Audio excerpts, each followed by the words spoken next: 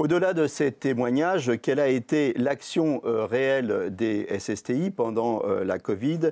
Quel rôle les services ont-ils joué au plus fort de la crise? Comment l'action des SSTI a-t-elle été perçue sur le terrain par les chefs d'entreprise et les différents acteurs? Pour le savoir, l'Institut Harris Interactive a lancé une consultation à laquelle 16 000 employeurs ont répondu. Que nous apprend cette enquête sur le bon ou le mauvais fonctionnement des SSTI pendant l'épisode Covid? Quel est le taux de satisfaction des chefs d'entreprise? Les chiffres sont-ils bons? Que faut-il améliorer? Quels enseignements en tirer à l'aube d'une réforme qui est en cours? On voit ça tout de suite avec mes invités qui m'ont rejoint sur le plateau pendant ce petit intermède. Donc avec moi sur le plateau, Martial Brun, vous êtes directeur général de Présence. On rappelle ce qu'est Présence? Présence, c'est l'association qui fédère l'ensemble des services de santé au travail interentreprises sur le territoire métropolitain et en Outre-mer. Ils suivent quelques 15 millions de salariés du secteur privé dans 1 500 000 établissements. Donc des chiffres impressionnants. Et avec moi aussi Marion Desremeaux, vous allez commenter la consultation Harris Interactive avec nous.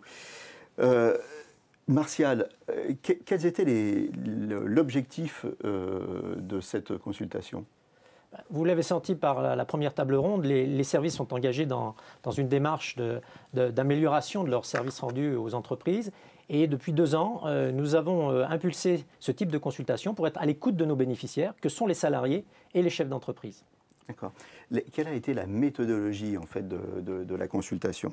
Alors en effet, c'est important de savoir la manière... C'est une consultation, hein, ce n'est pas une étude, ce n'est pas un sondage. Alors c'est quoi déjà la différence entre consultation, étude, sondage? Alors consultation, c'est qu'on a sollicité l'ensemble des entreprises adhérentes et elles avaient un libre choix de participation et on n'avait pas ce qu'on appelle de quota pour être par exemple parfaitement représentatif du tissu d'entreprise français. Donc là, c'est les services de santé au travail qui ont envoyé un mail à leur entreprise adhérente avec un lien qui permettait de répondre à l'enquête de manière complètement confidentielle.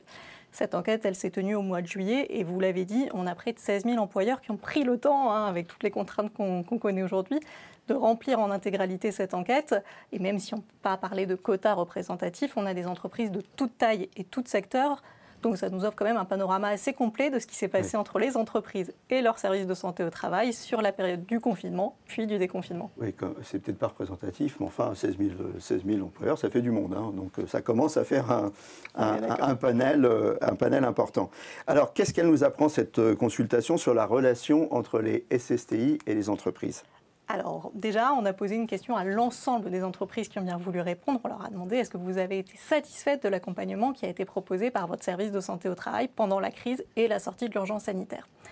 Et ce qu'on voit, c'est qu'on a 3 répondants sur 4 qui nous ont dit en effet être satisfaits et même 1 sur 5 tout à fait satisfaits. Donc ce sont des scores qui sont quand même très bon, assez bon. Alors bien évidemment, ça dépend de l'étroitesse du contact. Et c'est un peu ce qu'on va voir par la suite. Ce qu'on leur a demandé, c'est est-ce que vous avez été en contact direct avec votre service de santé au travail pendant la crise, donc depuis le début du mois de mars. Et la réponse est oui, dans 2 tiers des cas. Et ce qui est intéressant de noter, c'est, on l'a vu, il y a eu beaucoup d'actions qui ont été faites, beaucoup de choses initiées par les services de santé au travail, et ça se retrouve dans cette enquête. Puisque c'est autant, voire presque plus, à l'initiative du service de santé au travail que ce contact a été noué. C'est le cas dans 1 tiers des cas. Alors, les entreprises aussi, elles ont été demandeuses, c'est évident. On a 27% des entreprises qui déclarent que ce sont elles, dans un premier temps, qui ont pris contact avec leur service de santé au travail. Et dans 8% des cas, on a même eu des contacts pris à l'initiative soit de l'un, soit de l'autre. Ça laisse 3 entreprises sur 10 qui disent ne pas avoir été en contact avec leur service de santé au travail pendant cette période. Alors, bien évidemment, on a essayé d'aller regarder un petit peu qui étaient les entreprises qui avaient été en contact et celles pas en contact. Ce qui est le plus évident, la variable qui joue le plus, c'est la taille de l'entreprise. Quand on est une toute petite entreprise qui compte 1 à 2 salariés, on a quand même 1 chance sur 2 d'avoir été en contact avec son service de santé au travail et ça monte à plus de 8 sur 10, voire près de 9 sur 10 dans les entreprises qui en ont au moins 50. Avant d'aller plus loin dans l'étude, un premier commentaire, Martial Brun. Ça montre à la fois le déploiement massif de l'action des services de santé au travail, parce que 70% d'entreprises contactées, en contact, à l'échelle, je viens de le dire, d'1 500 000 établissements, c'est près d'1 million d'établissements qui ont eu un contact. Alors 30% qui n'en ont pas eu, c'est aussi à la fois notre marge de progrès, mais aussi qu'il faut relativiser. C'est-à-dire qu'une partie de l'économie était arrêtée. On l'a vu dans la première table ronde. Oui. Parfois, il y avait des tentatives de contact qui n'ont pas pu aboutir. On a vu la difficulté dans la première table ronde. Gérald de Mortière l'a dit. Il a fallu appeler les gens un par un. On ne savait pas qui était là, qui n'était pas là. Enfin bon, c'était compliqué de savoir tout simplement qui touchait. Voilà. C'est ça. Ça marque effectivement le défi à relever dans une période de crise où il a fallu à la fois se réorganiser et réussir à toucher les entreprises. Et certainement, des toutes petites entreprises, comme on vient de le signaler, ont peut-être espéré un contact qu'elles n'ont pas eu. Elles avaient peut-être, on peut penser aussi, des besoins moins importants, parce qu'on va le voir. On avait une autre question, c'était est-ce que vous avez formulé une demande spécifique en lien avec l'épidémie ? Et la réponse est oui, pour un tiers des cas, ce qui montre quand même qu'il y a 2 tiers des cas qui disent que les contacts n'ont pas concerné de premier abord la crise Covid. Donc ça montre aussi la notion de continuité qu'on a pas mal vu dans la table ronde. Il y avait aussi la notion de poursuivre ce que fait habituellement un service de santé au travail. Dans un tiers des cas, on a une demande spécifique émise par l'entreprise sur l'épidémie. Et là, on voit qu'il y a des différences notables selon la taille d'entreprise. Les toutes petites entreprises, elles sont 17% seulement à avoir émis une telle demande. C'est 50% dans les plus grandes entreprises. Ça se comprend assez logiquement parce qu'en termes de mesures à mettre en place, précautions sanitaires à prendre, règles de distanciation physique, on peut imaginer que plus la taille de l'entreprise est grande, plus il y a une forme de complexité à les mettre correctement en œuvre. On va s'arrêter un petit peu sur ce point parce qu'il est important. Ça montre aussi que finalement, pendant la crise Covid, on n'a pas traité que la Covid, mais la vie continuait puisqu'il y avait un tiers des demandes qui concernaient autre chose. Donc là encore, pas d'interruption du service. Et non, bien sûr. L'activité, notamment dans des secteurs clés pour la vie de la nation, c'est comme ça qu'on l'a défini au départ. Imaginez le nucléaire, un certain nombre de situations de production de sidérurgie qui ne doit pas jamais s'arrêter.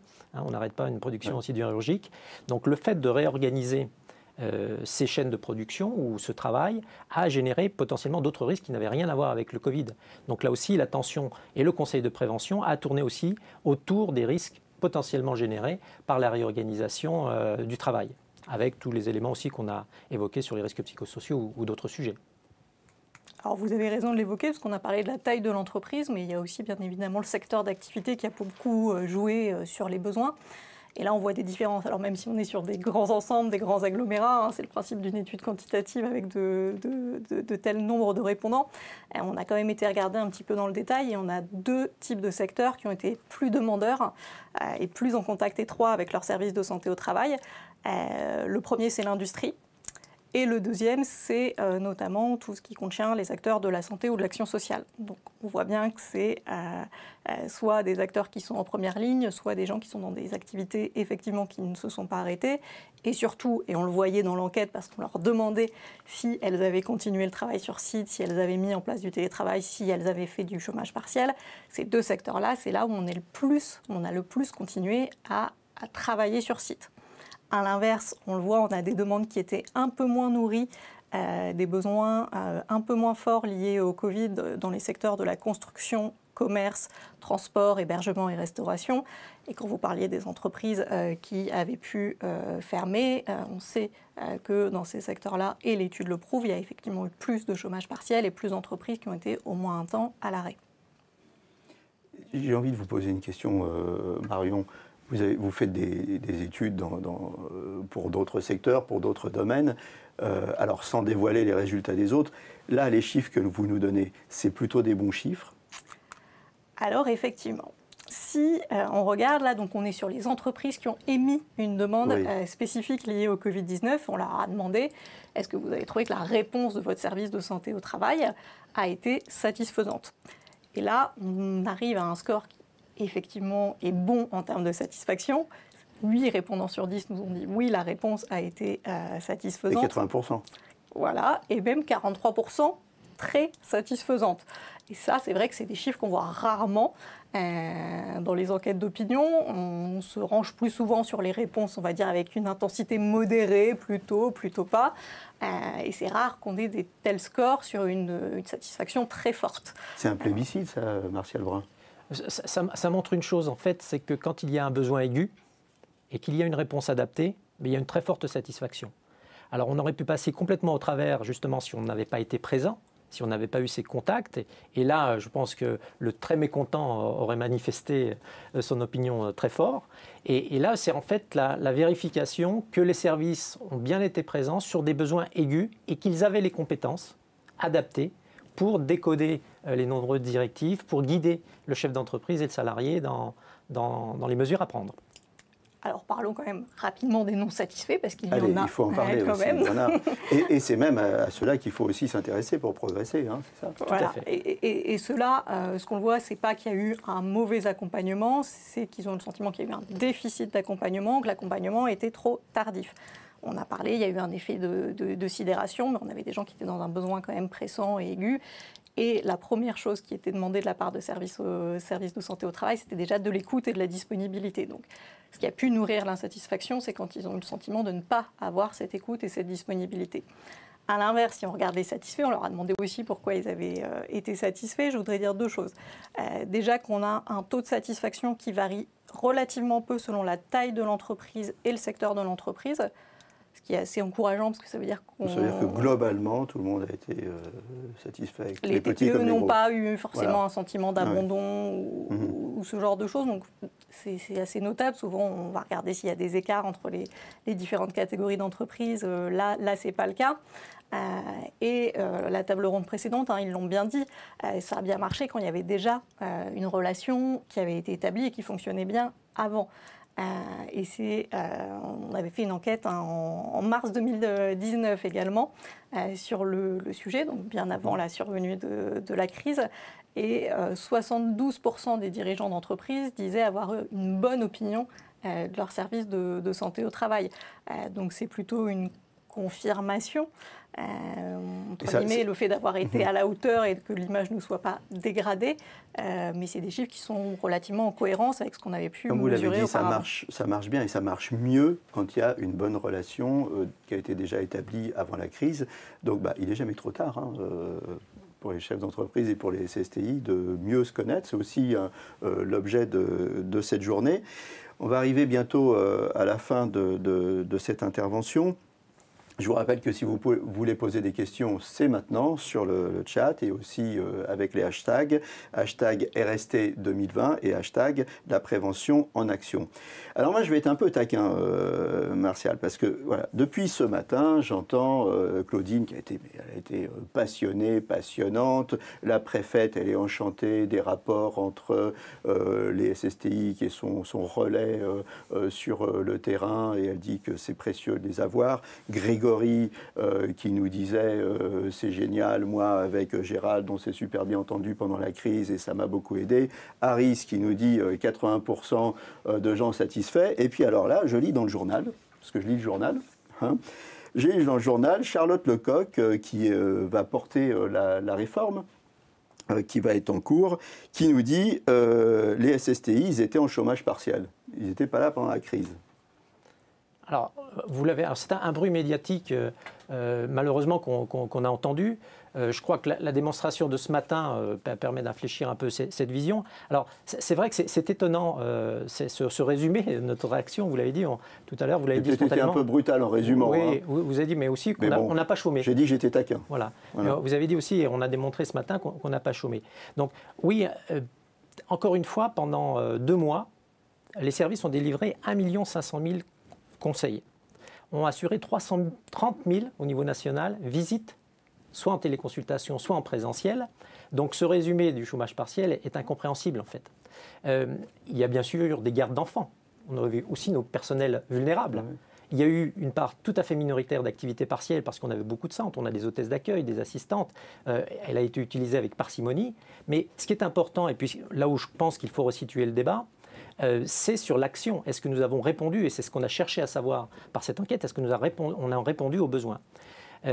J'ajouterais quand même dans ce résumé un petit peu lapidaire de les services en chômage partiel, il y a des hommes et des femmes. Moi, je pense à des hommes comme Gérald ou Claudine, quand ils reçoivent ça, ils sont désemparés, ils ne doivent pas comprendre. C'est forcément douloureux. C'est douloureux. C'est-à-dire que dans notre vision, et puis c'est un peu le sens de ces journées, puis ce qu'on va pouvoir projeter sans doute dans cette deuxième table ronde, toutes ces actions.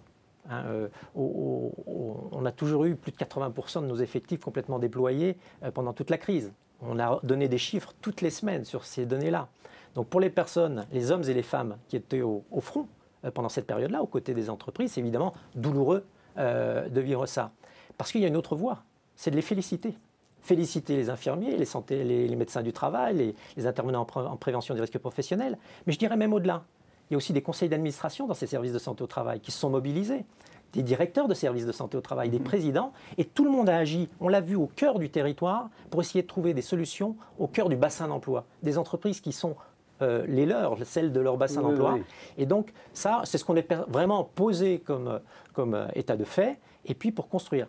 Et tout ça, ça n'évite pas d'envisager une réforme de la santé au travail. Mais bien ça, sûr, ce sera donc sans vous doute êtes dans un état sujet. d'esprit positif, on Voilà. en reparlera. J'ai une question pour Marion. Quels sont les motifs de satisfaction ou d'insatisfaction des personnes interrogées sur l'accompagnement des SSTI? Pourquoi ils sont contents, pas contents? Alors l'insatisfaction, on en a parlé rapidement, mais c'est plutôt quand on n'a effectivement pas trouvé une oreille aux appels ou qu'on a eu du mal à joindre, qu'on a eu un manque de disponibilité. Ça, c'est un des critères d'insatisfaction.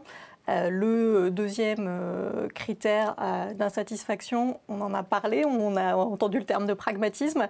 On avait des entreprises qui avaient besoin d'être orientées et que les conseils soient quelque sorte traduits et adaptés à leur cas particulier. Donc souvent on nous a dit, on a pu nous dire... Les conseils traduits, reçu... c'est quand on reçoit une directive qui fait X pages et puis que plusieurs jours après on en reçoit encore une autre qui fait X pages. Là on appelle la SSTI et on dit bon, qu'est-ce que je fais? Voilà. C'est ça. Donc quand il y a des conseils qui ont été perçus comme trop flous, trop larges, pas forcément adaptés, ça a pu nourrir l'insatisfaction. À l'inverse, dans ce qui a été apprécié, il y a bien sûr la posture. Donc le fait d'avoir eu de l'écoute, de la disponibilité, mais même au-delà de ça, de la proactivité. Donc tout ce qui a été apprécié, c'est effectivement quand le service de santé au travail a pris les devants, a appelé, a proposé de l'aide, a fait des visites de reprise sur site pour s'assurer que tout était conforme, a aidé à remplir le document unique d'évaluation des risques. Voilà, ça c'est le genre de démarches qui ont été beaucoup appréciées. Et tout ce qui a été tri de l'information et conseil. Aide à s'orienter dans des décisions, rappelons-le, qui changeaient régulièrement. Donc on était dans quelque chose de très évolutif où il fallait s'adapter au jour le jour avec des sources d'informations parfois disparates. Et donc on a effectivement apprécié quand le service de santé au travail a fait cette fonction un peu de tri et de filtre et a aidé les entreprises dans ce contexte d'incertitude. Alors j'ai une autre question à laquelle vous venez de répondre partiellement. Je vais la poser donc à Martial. Quelles ont été les actions mises en place par les SSTI auprès des entreprises pendant la crise qui ont été le plus appréciées? Donc là on vient d'entendre proactivité, réactivité, les conseils, tout ça. Vous avez peut-être d'autres exemples à nous donner. Je mettrais deux éléments un peu contradictoires. Il y a eu les webinaires.